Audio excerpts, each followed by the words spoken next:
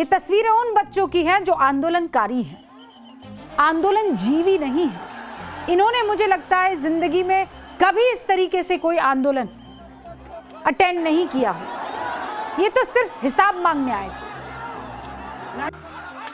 हिसाब मांगने आए थे कि हमने पढ़ाई की है, हम क्यों भुगत रहे हैं। लेकिन इनको मिला क्या? हिसाब की जगह हिंसा। ये डटकर सवाल पूछने आए थे, लेकिन इनको मिला क्या उसके बदले? डर। अपने भविष्य के लिए आए थे, लेकिन इन्होंने कल देखा क्या? लाठी। वो जिन चेहरों के भरोसे पर यहां पहुंचे थे, जिस प्लेटफॉर्म को देखकर प्रदर्शन में हिस्सा लेने के लिए गए थे, उनसे क्या मिला? उनको क्या मिला? धोखा। एक बार के लिए सब कुछ साइड में रख लीजिए। मैं बिल्कुल क्लियर कट कह देना चाहती हूं, किसी भी आंदोलन से जुड़ने से पहले या किसी भी विचारधारा का पक्ष लेने से पहले ये समझ लीजिए, ये आपके और हमारे बच्चे, ये देश के बच्चे, इन बच्चों के साथ जिस तरीके का व्यवहार हुआ है वो इसके हकदार नहीं थे, कतई नहीं थे। इन मासूम बच्चों के साथ जो हुआ वो बहुत गलत हुआ। पुलिस को कोई दूसरा रास्ता निकालना चाहिए था। कोलैटरल डैमेज में सबसे ज्यादा डैमेज हमारे इन मासूम बच्चों का हुआ। वो शिक्षा व्यवस्था पर, पेपर लीक पर, अपने भविष्य को लेकर सवाल पूछने आए थे। और इस देश का संविधान यही कहता है कि सवाल पूछना अपराध नहीं है, सवाल पूछना अधिकार है। इस देश के संविधान ने गरिमा से जीने का अधिकार हमें दिया है, शिक्षा का अधिकार दिया है। कल भीड़ में अपने हितों को साधने के लिए जो चेहरे अब तक दिख रहे थे वो गायब दिख थे, और जो लाठी खा रहे थे वो हमारे बच्चे थे, और उनका कोई राजनीतिक उद्देश्य नहीं था, वो सिर्फ गुस्से में थे, वो अपनी बात रखने आए थे। उन बच्चों पर लाठी डंडे नहीं पड़ने चाहिए था, नहीं पड़ने चाहिए था। अब बड़ा और महत्वपूर्ण सवाल, आप में से कई ऐसे मां बाप हैं जिनके बच्चों ने कल आपसे जिद की होगी कि हमको तो जाना है, आप करते रहिए यहां बैठकर निंदा, लेकिन हम तो सड़कों पर उतरेंगे और सिस्टम को बताएंगे कि तुम्हारी हैसियत क्या है। आप में से बहुत से ऐसे मां बाप होंगे जिनके बच्चों ने यह काम किया होगा, और ये बच्चे किसके बुलावे पर वहां गए?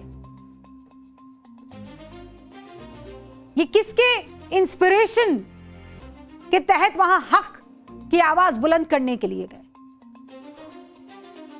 आपको सारे चेहरे दिखाई दे दिए? वो सारे चेहरे मंच पर आंख बंद कीजिए, आपको दिख जाएंगे। ये लोग कहां थे कल? मैं पूछ रही हूं आपसे। हफ्तों से कैमरे के सामने इस आंदोलन का चेहरा बने बैठे लोग कहां थे कल?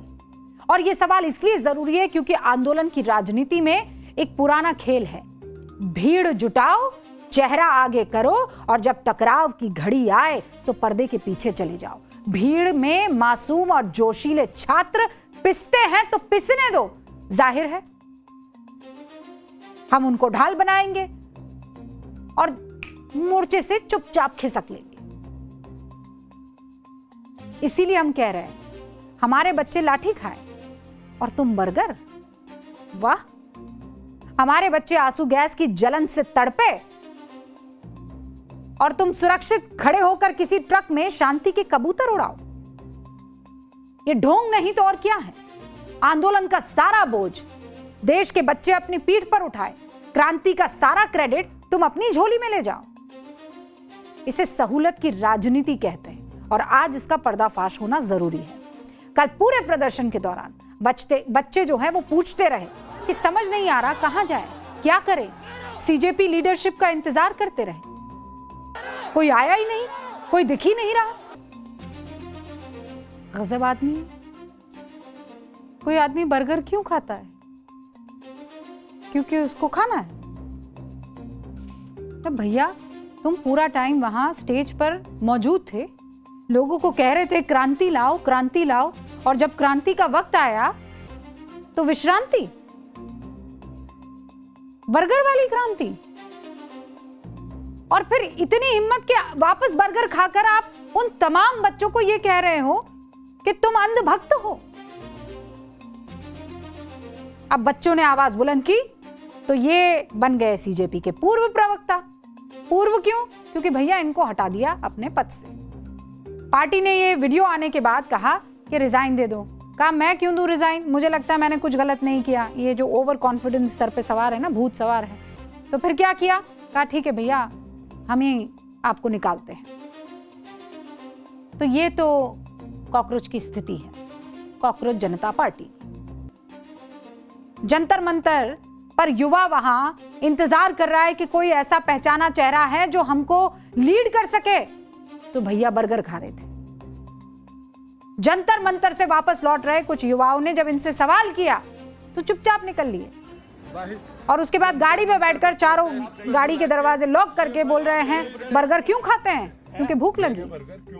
निर्लज्जता देखिए कि बकायदा वीडियो बनाकर कह रहे हैं कि मैं तो बर्गर खाऊंगा, मेरी जिम्मेदारी थोड़ी है, मेरी नौकरी थोड़ी है, मुझे चुना थोड़ी है। मतलब कमाल है। बच्चों के कंधे पर चढ़कर तमाम तरह की घटिया बयानबाजी करेंगे, हीरो बनेंगे, प्रोटेस्ट में नहीं जाएंगे।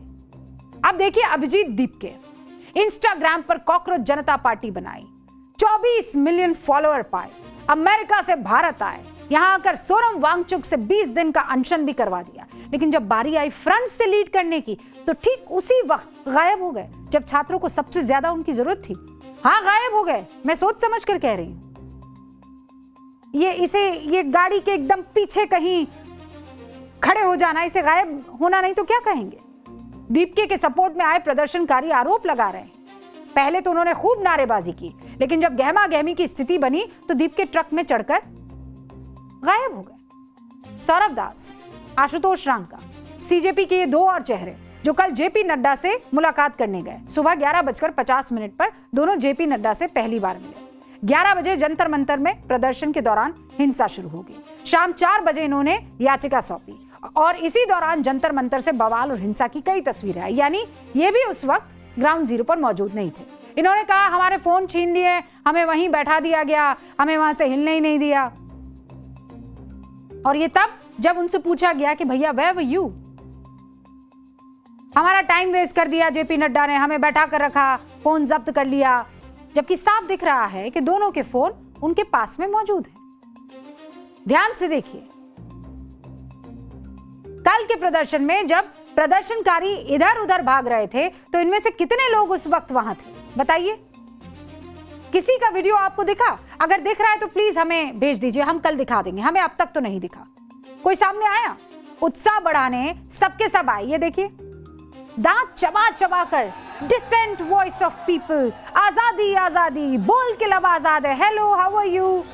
कहां थे ये सब कल?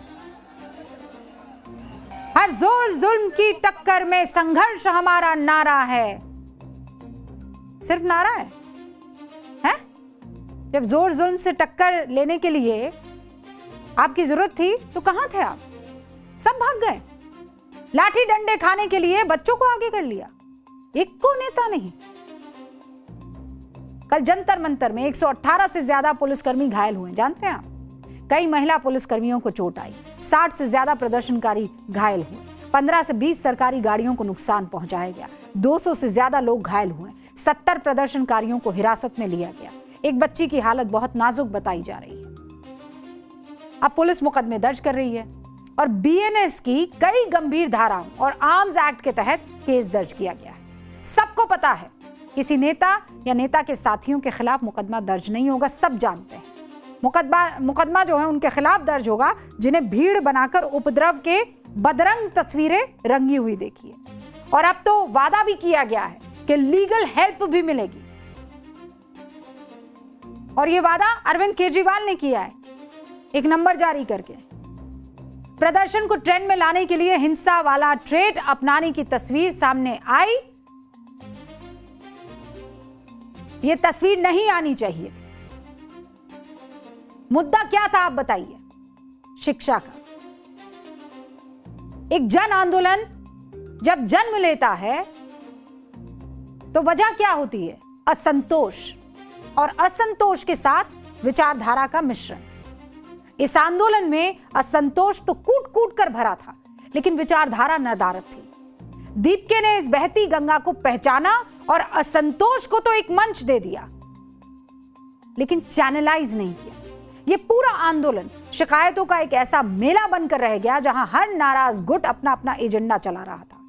अलग अलग विचारधाराएं आपस में ही टकराने लगी थी। सारा मुद्दा क्रेडिट की होड़ में तब्दील हो गया। जो असल सवाल थे वो कहीं पीछे छूट गए। सत्ता में बैठी बीजेपी जवाबदेही से आंखें नहीं मूंद सकती है। अगर बच्चे गलत हाथों में खेल रहे थे तो उन्हें सही रास्ता दिखाना किसका काम था? शिक्षा मंत्रालय ने वक्त रहते संवाद क्यों नहीं स्थापित किया? छात्रों की बात सुनने में इतनी देरी धर्मेंद्र प्रधान जी क्यों हुई? जब देश का युवा पेपर लीक और शिक्षा व्यवस्था पर सवाल उठा रहा था तो उसका समाधान समय रहते क्यों नहीं निकाला गया? देश की शिक्षा व्यवस्था को सही रखने की पहली जिम्मेदारी धर्मेंद्र प्रधान जी बताइए किसकी है? पेपर लीक हुआ, गिरफ्तारियां हुई, एक्शन हुआ, लेकिन बच्चे और उनके मां बाप से संवाद कहां हुआ? किसने किया? बात करनी नहीं चाहिए थी? बात होती रहनी नहीं चाहिए थी? इस्तीफा मांग लेना, दूसरी तरफ इस्तीफा ले लेना, इस्तीफा दे देना, बस यही मामला खत्म। सिस्टम बदल जाएगा। अगर सिस्टम को बदलना है तो जड़ों में जाना होगा, रूट कॉज उसे पकड़ना होगा, उसे दुरुस्त करना होगा। क्योंकि असंतोष जब हथियार बनकर गलत हाथों में जाता है तो ऐसी ही तस्वीरें आती हैं जो जंतर मंतर से आई है। और सिर्फ दिल्ली के अंदर नहीं, दिल्ली के बॉर्डर से भी जो तस्वीरें सामने आई है, आज समझना जरूरी है। पंजाब, हरियाणा, यूपी, राजस्थान, कई राज्यों के किसानों ने दिल्ली के किसान घाट पर महापंचायत के लिए कूच किया और जब उन्हें दिल्ली में घुसने नहीं दिया गया तो बॉर्डर से लौट गए। इसलिए क्योंकि उन्होंने जो मांग की थी उस मांग के कुछ बिंदु मान लिए गए हैं। उन्होंने कहा हमें कृषि मंत्री से मुलाकात करनी है। चढ़ूनी जी का बकायदा बयान आया, कहा कि हमने ये मांग की है, हमें मिलने दिया जाएगा कृषि मंत्री से तो हम ये बात मान लेते हैं। लेकिन किसान उस ट्रेड डील के मुद्दे पर दिल्ली में कूच कर रहे थे जो आज तक अभी तक हुई ही नहीं है। उस डील की सच्चाई यह है कि 2 फरवरी 2026 को भारत और अमेरिका के बीच व्यापार समझौते की रूपरेखा की घोषणा की गई। इसके लिए 7 फरवरी 2026 को एक संयुक्त बयान जारी किया गया। बीते 5 महीनों में समझौते की टेबल पर दोनों देश कई बार आए, लेकिन अभी तक दोनों देशों के बीच समझौता फाइनल ड्राफ्ट नहीं हुआ है, सार्वजनिक हुआ ही नहीं है। डील पर मोहर तो बहुत ही दूर की बात है। लेकिन शुक्र इस बात का कि सरकार यहां पर जल्दी से चेत गई। किसानों ने कहा हम कूच कर रहे हैं, तो कहा भैया क्या चाहिए? कहा हमें बात करनी है। तो कहा ठीक है भाई, कृषि मंत्री शिवराज सिंह चौहान से आपकी बात करवा देते हैं। यही तो चाहिए था बच्चों वाले केस में। क्यों देरी कर दी? जो काम जेपी नड्डा आज कर रहे हैं वो तो आज से कुछ दिन पहले भी कर सकते थे। और सच पूछूं तो दिल्ली में जो दंगल चल रहा है वो किस लिए चल रहा है? केंद्र में भारत की शिक्षा नीति है। बहुत ध्यान से इस चैप्टर को सुनिएगा। जंतर मंतर से संसद तक, युवाओं से लेकर विपक्षी नेताओं तक क्या बात कह रहे हैं? क्या कह रहे हैं? क्या कह रहे हैं बताओ? कि पेपर लीक नहीं होना चाहिए, शिक्षा में सुधार होना चाहिए, है ना? पेपर लीक के पीछे एजुकेशन सिस्टम की खामियों को उजागर कर रहे हैं। नेता प्रतिपक्ष राहुल गांधी तो भारत की शिक्षा तंत्र को वसूली तंत्र तक बताने में नहीं चूके हैं। मांग हो रही कि देश के शिक्षा मंत्री धर्मेंद्र प्रधान इस्तीफा दे दें। लेकिन मेरा एक सवाल है, छात्रों की असल समस्या का निदान क्या इतना भर है कि इस्तीफा हो जाए? इस्तीफा चलिए मैं एक बार के लिए मान लूं कि हो जाना चाहिए, लेकिन क्या इससे परेशानी का हल निकल जाएगा?